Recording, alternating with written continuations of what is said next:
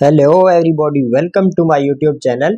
मैं हूं साजिद आरई और आज का हमारा टॉपिक है टेक्स्ट टूल का पार्ट 2।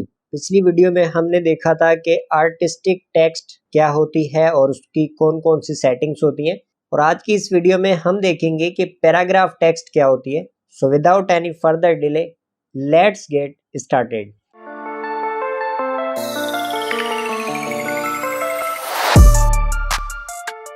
Alright, welcome back. तो यहाँ अगर आप देखें तो मेरे पास एक पैराग्राफ टेक्स्ट लिखी हुई है। सबसे पहले तो ये समझ लेते हैं कि जो आर्टिस्टिक टेक्स्ट है और पैराग्राफ टेक्स्ट है उन दोनों में डिफरेंस क्या है। डिफरेंस ये होता है कि अगर आपको कोई एक दो लाइंस लिखनी हो, यानी थोड़ी बहुत टेक्स्ट लिखनी हो, तो उसके लिए आप यूज करते हैं आर्टिस्टिक टेक्स्ट। और अगर आपको लॉन्ग टेक्स्ट लिखनी हो, जैसे कोई आप बुक लिख रहे हैं या कोई ऐसी टेक्स्ट लिख रहे हैं जिसमें बहुत सारी टेक्स्ट है, तो उसके लिए मैं आपको प्रेफर करूंगा पैराग्राफ टेक्स्ट। तो अब पैराग्राफ टेक्स्ट आपके सामने ये लिखी हुई है। अब ये कैसे लिखेंगे उसके लिए हम चलते हैं नेक्स्ट पेज पे। तो अब ये इसमें कुछ पॉइंट्स मैंने नोट डाउन किए हुए हैं जो कि हम डिस्कस करेंगे इस वीडियो में। पहला तो ये कि पैराग्राफ टेक्स्ट कैसे लिखेंगे। सिंपली टेक्स्ट टूल आप पिक करें और यहाँ पे आर्टिस्टिक टेक्स्ट ऐसे होती थी कि जस्ट आप क्लिक करते थे और उसमें कोई भी टेक्स्ट टाइप कर देते थे। ठीक है, तो इसमें ये होगा कि आप टेक्स्ट टूल ले और क्लिक करके और ड्रैग करें। जैसे ही आप ड्रैग करेंगे तो ये आपका पूरा एक टेक्स्ट एरिया ड्रा हो जाएगा जिसमें आप कोई भी लॉन्ग टेक्स्ट लिख सकते हैं। अब इसमें मैं एक रैंडम टेक्स्ट ऐड करूंगा। आपके पास अगर कोई भी टेक्स्ट हो तो आप राइट कर सकते हैं यहाँ पे, लेकिन मैं सिंपली एक रैंडम टेक्स्ट ऐड कर रहा हूँ। कैसे करेंगे, इसी पे राइट क्लिक करें और यहाँ पे ऑप्शन होता है इंसर्ट प्लेस होल्डर टेक्स्ट। जैसे ही आप इस पे क्लिक करेंगे, जितना एरिया आपने ड्रॉ किया होगा उतनी जगह पे ऑटोमेटिकली एक टेक्स्ट आ जाती है। इसे रैंडम टेक्स्ट कहा जाता है।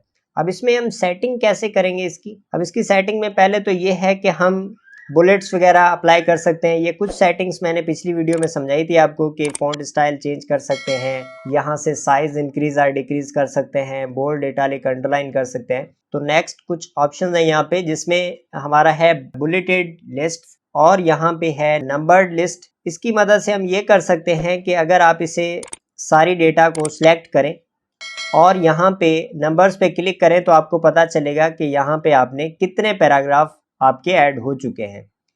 तो इसमें मेरे 10 पैराग्राफ ऐड हो चुके हैं। अब इसकी जो मज़ीद सेटिंग है वो हम कहाँ से करेंगे, उसके लिए इसमें लास्ट में एक ऑप्शन होता है टेक्स्ट। अब ये टेक्स्ट पैनल होता है, इस पे आप जैसे ही क्लिक करेंगे तो राइट साइड पे एक पैनल ओपन हो जाएगा जिसे कहते हैं टेक्स्ट पैनल। अब इसमें कौन कौन सी सेटिंग्स होती हैं, एक तो अलाइनमेंट्स होती हैं जो कि हमने पिछली वीडियो में भी डिस्कस की थी। तो अब इसमें मैं कुछ और ऑप्शंस भी आपको समझा रहा हूँ जो कि हमारे इंपॉर्टेंट होते हैं यहाँ पे ऑप्शंस। अब आप टेक्स्ट सिलेक्ट करें और यहाँ पे 3 ऑप्शंस होते हैं। एक होता है कैरेक्टर्स, दूसरा होता है पैराग्राफ और थर्ड होता है इसमें फ्रेम्स। अब पहले तो हम जाते हैं कैरेक्टर्स में। अब इसमें पहला है कि फ़ॉन्ट स्टाइल आप चेंज कर सकते हैं, यहाँ से साइज़ बढ़ा सकते हैं, कम कर सकते हैं। तो अब यहाँ अगर आप नोट करें तो मैं जैसे जैसे साइज़ बढ़ा रहा हूँ तो ये मेरी जो टेक्स्ट है वो यहाँ से कुछ टेक्स्ट जो है वो मिसिंग हो चुकी है। अब ये मिसिंग टेक्स्ट को शो किस तरह से करेंगे, यहाँ अगर आप देखें तो एक एरो बना हुआ है, दैट मीन्स कि इसके अंदर कुछ और टेक्स्ट भी मौजूद है जो कि हाइड हो चुकी है। अब इस पर आप क्लिक करके जैसे ही आप डाउन साइड ड्रैग करेंगे तो वो जो हिडन टेक्स्ट थी वो शो होना शुरू हो जाएगी। तो इस तरह से जब तक ये एरो आपको नजर आ रहा है इसके अंदर टेक्स्ट मौजूद है, जैसे ही ये ब्लैंक हो जाएगा, अब यहाँ अगर आप देखें तो ये ब्लैंक हो चुका है, दैट मीन्स कि अब इसके अंदर और कोई टेक्स्ट मौजूद नहीं है। और अगर आप ये चाहते हैं कि आपने इस पेज पे जो टेक्स्ट लिखनी थी वो यहाँ तक लिखनी थी और जो रिमेनिंग आपकी टेक्स्ट है वो आपको नेक्स्ट पेज पे रखनी है, तो वो आप कैसे रख सकते हैं। इस पे आप क्लिक करके और इसको रख लें जहाँ तक आपको ये टेक्स्ट रखनी है। और अब इस एरो पे आप क्लिक करके और ड्रैग ना करें बल्कि क्लिक करके और छोड़ दें और चले जाएं आप नेक्स्ट पेज पे और यहाँ पे जाके इसको कर दें ड्रॉ। जैसे ही आप ड्रॉ करेंगे उस टेक्स्ट का जो बकिया हिस्सा है वो यहाँ पे आ जाएगा। अब ये आपको रेफरेंस भी दे रहा है कि इसका जो बकिया हिस्सा है वो कह रहा है कि पेज 3 पे है, तो पेज 3 हमारा ये है। अब जैसे जैसे आप इसको अगर आप बढ़ाना शुरू कर देंगे तो जो थर्ड पेज है उसमें से टेक्स्ट ऑटोमेटिक माइनस होना शुरू हो जाएगी। जैसे जैसे आप इसको कम करेंगे ये इसका जो बकिया टेक्स्ट है वो नेक्स्ट पेज पे चला जाएगा। ये देखें, इस तरह से। तो ये भी आप कर सकते हैं, यानी कि जो भी बुक्स वगैरह अगर आप डिज़ाइन करना चाह रहे हैं तो उसमें बहुत सारा टेक्स्ट होता है, बहुत सारे पेजेस होते हैं, तो उसमें आप पैराग्राफ टेक्स्ट लिखते हैं। तो इसमें जैसे जैसे आप इसकी हॉरिजॉन्टली इसकी साइज़ अगर आप कम करते हैं तो ये ऑटोमेटिकली आपकी जो टेक्स्ट होती है वो एडजस्ट हो जाती है। ये चीज़ आर्टिस्टिक टेक्स्ट में हम नहीं कर सकते। अब नेक्स्ट है हमारा इसमें लिखा हुआ है रेंज कर्निंग। अब ये ऑप्शन डिसेबल हुआ है, कैसे काम करेगा? इस पर आप डबल क्लिक करें और इस टेक्स्ट को आप कर लें सिलेक्ट। जैसे ही आप सिलेक्ट करेंगे तो ये ऑप्शन इनेबल हो जाएगा। तो जैसे जैसे आप इसको बढ़ाएंगे तो आपकी जो लेटर स्पेसिंग है वो बढ़ती जाएगी, जैसे जैसे कम करेंगे लेटर स्पेसिंग कम हो जाएगी। अब नेक्स्ट इसमें ऑप्शन होता है फिल टाइप। अब ये फिल टाइप क्या करता है, यानी कि आप कोई भी टेक्स्ट का कलर आप फिल कर सकते हैं। ये हमने ऑलरेडी डिस्कस किया हुआ है पिछली वीडियोस में। तो यहाँ से आप जो कलर सेलेक्ट करना चाहें वो कर सकते हैं। और उसके बाद इसमें जो नेक्स्ट ऑप्शन है हमारा वो है बैकग्राउंड फिल टाइप। अब ये क्या होता है, ये किसी भी वर्ड को या किसी भी सेंटेंस को हाईलाइट करने के लिए इस्तेमाल होता है। लेट से मुझे ये कुछ एक दो वर्ड्स हाईलाइट करने हैं, तो आप इन दोनों वर्ड्स को सिलेक्ट करें और यहाँ से सिलेक्ट कर ले यूनिफॉर्म फिल। आप कोई भी कर सकते हैं, मैं यूनिफॉर्म फिल कर रहा हूँ, यानी कि सॉलिड कलर मुझे लेना है। और यहाँ से आप कलर फिल कर लें येलो, मैं येलो कर रहा हूँ यहाँ से इस तरह से। अब जैसे ही आप बाहर क्लिक करेंगे तो आपको ये हाईलाइटिंग नज़र आएगी कि हाँ ये आपकी डेटा हाईलाइट हो चुकी है। अब नेक्स्ट है हमारा आउटलाइन विड्थ।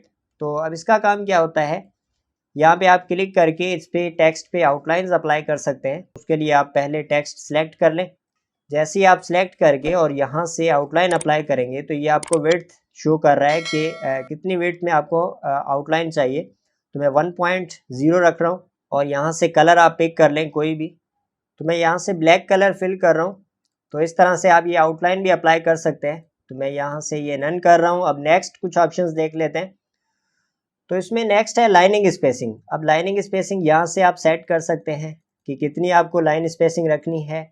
और इसके नीचे होता है कि लेफ़्ट लाइन इंडेंट। अब इसका काम क्या होता है कि जैसे जैसे आप इसको बढ़ाएंगे आपकी लेफ़्ट साइड से जो लाइंस हैं वो आपका लेफ़्ट मार्जिन बढ़ता जाएगा। जैसे जैसे आप इसे कम करेंगे तो लेफ़्ट मार्जिन आपका डिक्रीज़ होता जाएगा। तो अब इसमें आपको पहले डेटा सेलेक्ट करनी पड़ेगी। जो डेटा आपकी सिलेक्टेड होगी जस्ट ये उसी टेक्स्ट को आगे कर रहा है। तो अब नेक्स्ट हमारे पास ऑप्शन है यहाँ पे फर्स्ट लाइन इंडेंट। तो अब इसका काम ये होता है कि जब हम एक से ज़ायद पैराग्राफ्स लिखते हैं तो हमें हर पैराग्राफ की फर्स्ट लाइन कुछ आगे करके लिखनी पड़ती है। तो अब वो कैसे करेंगे, यहाँ आप एंटर करें। ये एक नया पैराग्राफ शुरू हो चुका है, यहाँ भी मैं एंटर कर रहा हूँ न्यू पैराग्राफ। तो अब जहाँ जहाँ मैंने एंटर किया तो वहाँ पे मेरा न्यू पैराग्राफ स्टार्ट हो चुका है।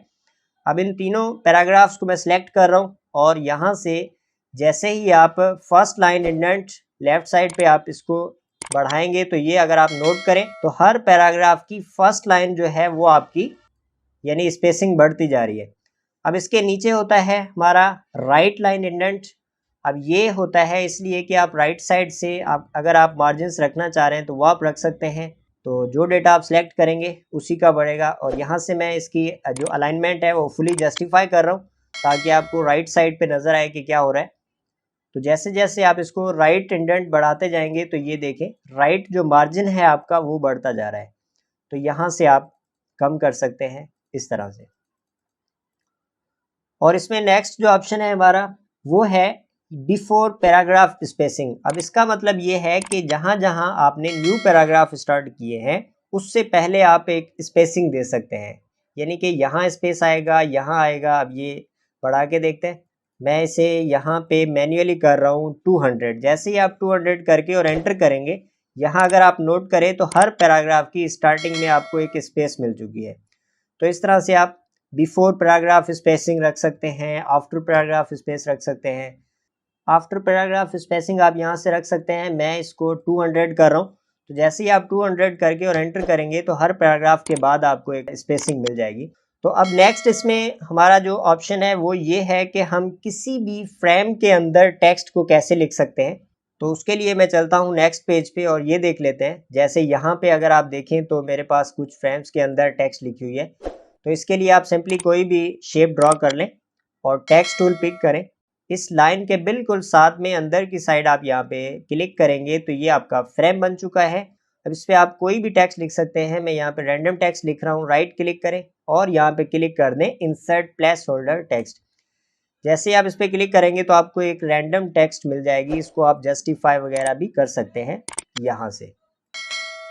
तो इस तरह से आप ये लिख सकते हैं। अगर आपको फ्रेम का कलर चेंज करना हो तो वो आप यहाँ से कर सकते हैं। आप पिक टूल सेलेक्ट करें और इस फ्रेम को सिलेक्ट करें। यहाँ पे लिखा हुआ है फ्रेम्स बैकग्राउंड कलर और यहाँ से कोई भी कलर आप पिक कर लें। लेट से मैं येलो कलर फिल कर रहा हूँ। और अगर आपको इस शेप का कलर चेंज करना है तो आप यहाँ पे लाइन पे क्लिक करेंगे और ये आपका शेप सिलेक्ट हो चुका है और यहाँ से आप कोई भी कलर पिक कर लें इस तरह से। यही टेक्स्ट अगर आपको इस पॉलीगन के अंदर लिखनी हो तो वो भी ऐसे ही आप इसे सिलेक्ट करें और टेक्स्ट टूल पिक करें। इस लाइन के बिल्कुल साथ में अंदर की साइड आप यहाँ पे क्लिक करेंगे तो ये आपका फ्रेम बन चुका है। अब इस पे राइट क्लिक करें और यहाँ पे क्लिक कर दें इंसर्ट प्लेस होल्डर टेक्स्ट पे। तो ये इस तरह से आप किसी भी शेप के अंदर एक फ्रेम बना के और उसमें कोई भी टेक्स्ट लिख सकते हैं। और अब चलते हैं नेक्स्ट पेज पे और ये देख लेते हैं कि हम जो इंग्लिश है वो कितने केसेस में लिख सकते हैं और उसका केस कैसे चेंज कर सकते हैं। तो यहाँ अगर आप नोट करें तो हमारे पास इंग्लिश में 5 केसेस होते हैं, जिसमें यहाँ पे मैंने लिखे हुए हैं। फर्स्ट है हमारा सेंटेंस केस, सेकंड होता है lower case, third upper case, title case और डुअल केस। अब यहाँ पे मैंने एक टेक्स्ट भी लिखी हुई है। अब इस पे हम चेंज करके देखते हैं कि इससे क्या हो रहा है।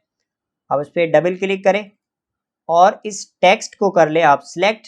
टेक्स्ट मेन्यू पे क्लिक करें और यहाँ पे ऑप्शन होता है चेंज केस। इसकी शॉर्टकट है शिफ्ट प्लस F3। जैसे ही आप इस पर क्लिक करेंगे तो आपको 5 केसेस यहाँ पे नजर आएंगे। और अगर आप करते हैं सेंटेंस केस तो जैसे ही ओके करेंगे तो हर आपके सेंटेंस का फर्स्ट लेटर कैपिटल हो जाएगा। और दोबारा से मैं शिफ्ट F3 प्रेस कर रहा हूँ। मेक श्योर कि आपका जो डेटा है वो सिलेक्टेड होना चाहिए। और सेकंड हमारे पास केस है लोअर केस। जैसे ही आप ये करके और ओके करेंगे तो ये आपका सारा डेटा स्मॉल अल्फाबेट में हो चुका है। दोबारा से अपर केस कर रहा हूँ, सारा डेटा कैपिटल हो जाएगा। टाइटल केस करेंगे तो हर वर्ड का फर्स्ट लेटर आपका कैपिटल हो जाएगा, बाकी स्मॉल होंगे। तो अब लास्ट हमारे पास जो केस है वो है डुअल केस। तो जैसे ही आप इसे सिलेक्ट करके ओके करेंगे तो हर वर्ड का फर्स्ट लेटर स्मॉल हो जाएगा और बाकी कैपिटल हो जाएंगे। तो इस तरह से आप अपनी टेक्स्ट का केस भी चेंज कर सकते हैं। तो मैं अभी के लिए सेंटेंस केस ही रख रहा हूँ, ओके करें। तो अब चलते हैं नेक्स्ट पेज पे और ये देख लेते हैं कि हम रैप टेक्स्ट ऑप्शन का इस्तेमाल किस तरह से कर सकते हैं। यानी कि अगर आपके पास कोई टेक्स्ट लिखी हुई हो और उसके अंदर आपको कोई शेप रखना हो या कोई पिक्चर रखनी हो तो वो आप किस तरह से रख सकते हैं। जैसे अब मेरे पास यहाँ पे एक पिक्चर पड़ी है ये, जिसका मैंने बैकग्राउंड रिमूव किया हुआ है। अब इसको मैं यहाँ पे रख रहा हूँ इस टेक्स्ट पे। अब यहाँ अगर आप नोट करें तो मेरी टेक्स्ट जो है वो हाइड हो चुकी है और पिक्चर जस्ट हमें नज़र आ रही है। तो अब मैं ये चाहता हूँ कि जहाँ जहाँ हमारी पिक्चर आ रही है वहाँ पे टेक्स्ट ना हो, यानी यहाँ से वो एरिया आपका ब्लैंक हो जाए। तो ये कैसे करेंगे, आप इस पिक्चर को सिलेक्ट करें और यहाँ टॉप पे प्रॉपर्टी बार में देखें तो रैप टेक्स्ट का ऑप्शन आ रहा है। तो इस पर आप जैसे ही क्लिक करेंगे तो यहाँ पे आपको कुछ ऑप्शंस नज़र आ रहे हैं। इसमें लिखा हुआ है टेक्स्ट फ्लो लेफ्ट। अगर आप टेक्स्ट फ्लो लेफ्ट करते हैं तो ये लेफ्ट फ्लो हो जाएगी आपकी टेक्स्ट और राइट साइड पे आपका जो एरिया है वो ब्लैंक हो जाएगा। अगर आप ये करते हैं तो राइट फ्लो हो जाएगी, ये करते हैं तो स्टेडल टेक्स्ट हो जाएगी। यानी कि जो आपकी पिक्चर जिस डायरेक्शन में है उतना एरिया आपका जो है वो ब्लैंक हो जाएगा, बाकी आपकी टेक्स्ट फिल हो जाएगी। और नेक्स्ट इसमें स्क्वायर फ्लो है। ये आपका कंटूर फ्लो होता है, ये स्क्वायर फ्लो होता है। स्क्वायर फ्लो में ये होता है कि आपकी जो टेक्स्ट है वो स्क्वायर टाइप फ्लो हो रही होती है। तो यहाँ से आप कोई भी सिलेक्ट कर लें। मैं अभी के लिए सिलेक्ट कर रहा हूँ स्टेडल टेक्स्ट। तो इससे ये होगा कि आपकी जो इमेज है वो अपनी जगह खुद बनाती जाएगी। सिमिलरली अगर आप यहाँ पे कोई शेप ऐड कर दें, जैसे मैं यहाँ पे एक शेप ड्रा कर रहा हूँ, एक सर्किल मैंने ड्रॉ किया। अब इस सर्किल पे मैं कोई भी कलर फिल कर रहा हूँ और इसे उठा के रख रहा हूँ यहाँ पे। अब मैं चाहता हूँ कि यहाँ पे ये एरिया ब्लैंक हो जाए, तो उसके लिए आप जाएं इस पे और यहाँ से कर दें स्टैंडर्ड टेक्स्ट। जैसे ही आप इस पर क्लिक करेंगे तो आपका वो एरिया ब्लैंक हो जाएगा जिस एरिया में आपका शेप मौजूद है। अब नेक्स्ट और लास्ट इसके अंदर हमारे पास ऑप्शन है इसके टेक्स्ट पैनल के अंदर कि हम अपनी टेक्स्ट को डिफरेंट कॉलम्स में भी डिस्ट्रीब्यूट कर सकते हैं। वो कैसे करेंगे? आप ये अपनी टेक्स्ट को सिलेक्ट करें और यहाँ से नंबर ऑफ कॉलम्स बढ़ाते जाएं। जैसे जैसे आप बढ़ाएंगे तो आपके जैसे न्यूज़पेपर्स में अगर आप देखें तो कॉलम वाइज आपका डेटा लिखा हुआ होता है, तो वैसे आप यहाँ पे भी लिख सकते हैं। तो जितने आप कॉलम्स बढ़ाना चाहें तो उतने कॉलम्स में आपका डेटा डिस्ट्रीब्यूट हो जाएगा। तो इस तरह से अगर आप कॉलम्स कम कर रहे हैं तो कम कर सकते हैं, बढ़ाना चाहें तो बढ़ा सकते हैं। तो आई होप कि मेरा आज का लेक्चर आपको समझ में आया होगा और ये वीडियो भी अच्छी लगी होगी। अगर अच्छी लगी है तो इस वीडियो को लाइक, शेयर और कमेंट ज़रूर कीजिएगा। और अगर आपने मेरी पिछली वीडियोस नहीं देखी तो जाएं मेरे चैनल पे और यहाँ प्लेलिस्ट पे क्लिक करें। जैसे ही आप प्लेलिस्ट पे क्लिक करेंगे तो यहाँ पे आपको एक प्लेलिस्ट मिलेगी कोरल ड्रा 2021 कंप्लीट कोर्स के नाम से। तो जैसे ही आप इस पर क्लिक करेंगे तो मेरी तमाम वीडियोस आपको एक सीक्वेंस में मिलेंगी। सो मैं आपको हाईली रिकमेंड करूँगा कि आप जाएँ, इन तमाम वीडियोस को शुरू से देखें और इनकी प्रैक्टिस करें ताकि आपको एक एक चीज़ समझ में आ जाए। अभी के लिए इस वीडियो में इतना ही guys. Thank you so much guys for watching this video and I will see you next time.